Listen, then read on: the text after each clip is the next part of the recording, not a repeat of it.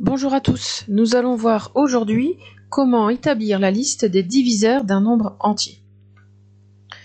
Effectivement, on peut se poser la question comment établir la liste des diviseurs d'un nombre entier sans en oublier. Je vais vous proposer une méthode à travers deux exemples. Le premier exemple, nous allons établir ensemble la liste des diviseurs de 18.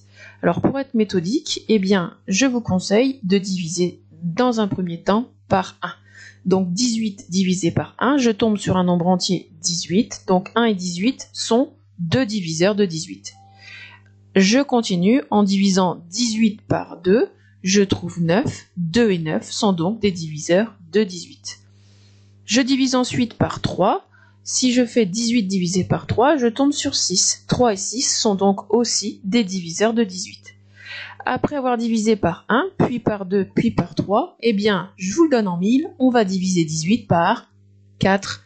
Et lorsque je divise 18 par 4, je tombe sur un nombre décimal. Je n'ai donc pas trouvé de diviseur cette fois-ci. Je poursuis en divisant par 5. Lorsque je divise par 5, je tombe sur 3,6. Ce n'est pas un nombre entier, donc pas de diviseur non plus. Je divise par 6.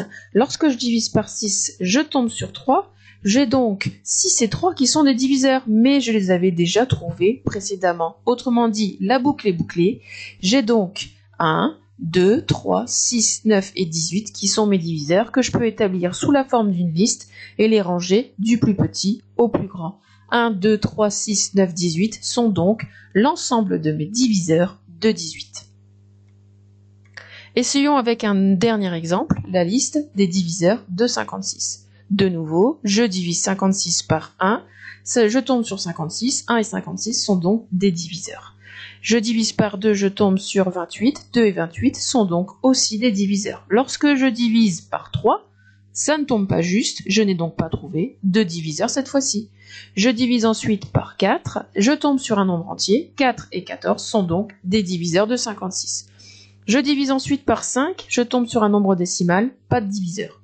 Je divise par 6, je tombe sur un nombre, ma division ne tombe pas juste, pardon, je n'ai donc pas trouvé de diviseur. Je divise par 7 et je tombe sur 8, 7 et 8 sont donc des diviseurs, et lorsque je divise par 8, je tombe sur 7, 7 et 8 sont donc des diviseurs que j'avais trouvés précédemment. La boucle est bouclée, je viens de terminer ma liste des diviseurs de 56, autrement dit, 1, 2, 4, 7, 8, 14, 28 et 56 sont mes diviseurs de 56. À toi de t'exercer maintenant.